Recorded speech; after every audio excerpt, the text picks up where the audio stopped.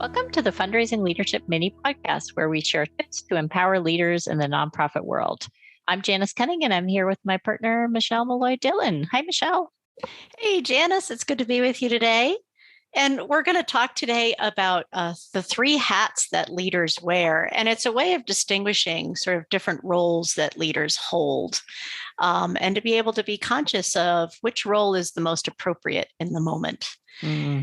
Yeah. And so, we distinguish these hats by a leader hat, a manager hat, or a coach hat. So how would you distinguish the three of those, Janice?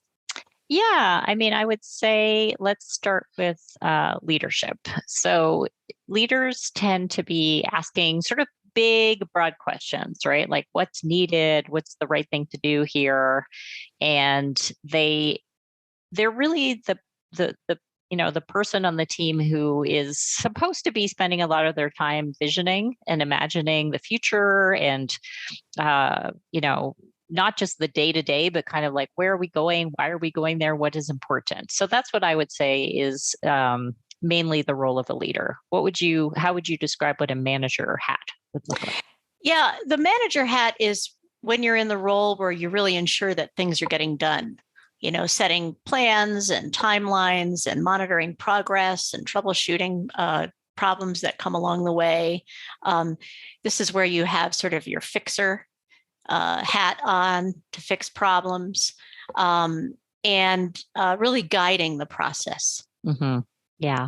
And I think sometimes it's very nuanced, right? Because I think sometimes we feel like somebody might feel like they're a manager when the first time they kind of get a role where they have a direct report or maybe a few direct reports, right? And so their job is really suddenly changed from being like an individual contributor to a manager. And then I think sometimes people label themselves more as leaders.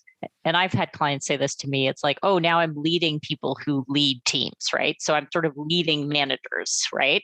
But it's very, to me, it's much more complicated than that. So I like the idea that we sort of think about it as these hats, because the truth is, even if you're managing one person, you still have to be visionary.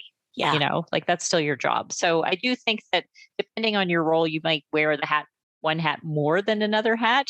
But it still is a little bit more nuanced than simply what your job title is. And then the third hat is a coaching hat. So why don't you tell us what that is, Michelle? Yeah, wearing the hat of a coach. As a coach, you need to support, encourage, and empower other people to make the decisions and that they need to make along the way, and to create urgency on their own so that you don't have to micromanage them.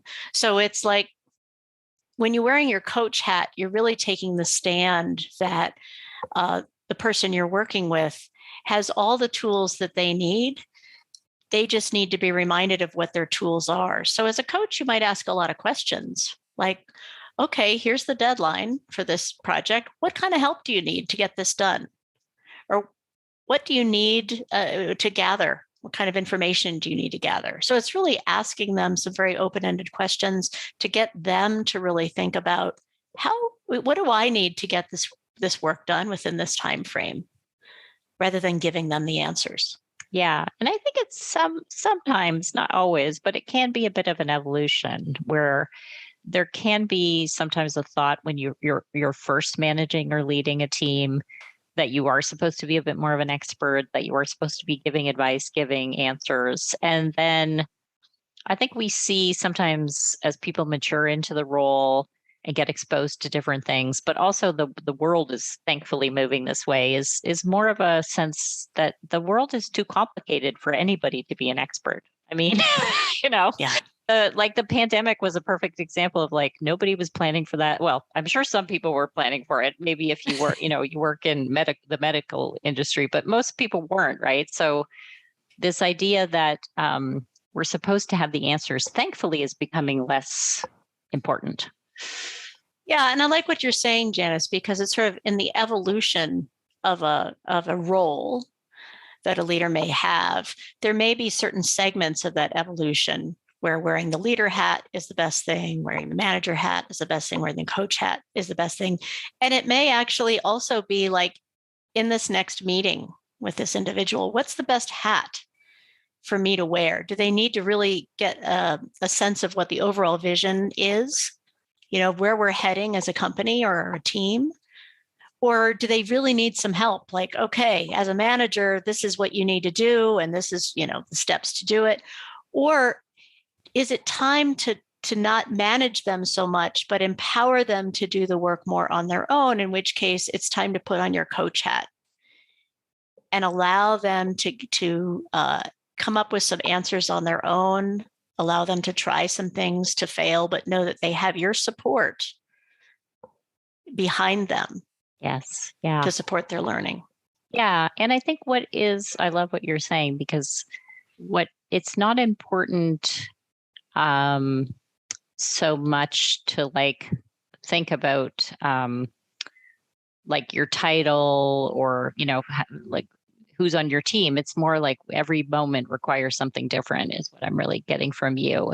And at the same time, I think we all have a default. Yes, we do. Like some people find it easier to manage. Like they find it easier to focus on the details. They find it easier to give advice. Some people are very, very big picture. I mean, I sometimes have clients who will say to me, like, my struggle is actually in bringing it down, to getting something the work that my done. team can understand, because I'm so visionary. Right. And then some people are not just are naturally more curious and they like to ask questions. And they're all good, but I do think what is fun is to think about, like, where do I default? Like, where would you say you default to? Well, I default to coach because I am a coach and I've been trained well in that area. So it's actually hard for me to talk to somebody and say, you should do this. Yeah. I think when I think about myself before I became a coach, I think I probably would have had an easier time with the manager hat than the leadership hat. Like, I do tend to be quite practical, quite organized. Like, you know this, Michelle, I'm the person on the team who's always like, I'll do the content calendar for the year. Like, I'll schedule everything. Like, so that role is a little bit more natural for me. I kind of play that role with my friends, in my family. Like if there's a trip that my sister and I are going on, I'm the one who's like, okay, what are we going to do? How are we going to get there? That kind of thing. So, so that to me, like the big picture, long-term visionary role is something that I kind of have to like intentionally to. Oh yeah. That's the one that's easy for me too. I'm different than you. The big visionary thing, love it. Like I love that space. But then that's why I appreciate working with you, Janice, because you bring me down to, okay, what's the first thing we need to do to actually practically get that done? Yeah. So it's fun. Yeah. And, and for those who are listening who don't know, I mean, Michelle's previous life was as a photographer. So it was literally your job to see the big picture, right? Yes. And to capture a picture in a moment. So yeah, so I like that. And so we're going to link to the tip sheet so you can kind of read through these distinctions. But what we really want you to do is think about, like, what is your default? What feels most comfortable? And then just challenge yourself to like stretch into, like, look for opportunities in the next couple of weeks. Like if you're like me and it's sort of like being that visionary is not as easy for you, then try and find some time with your team and in your meetings to actually focus on the big picture. Yeah. So go out and try it. Yeah. Have some fun with stretching into a new hat. It's always fun to wear a new hat. Yeah.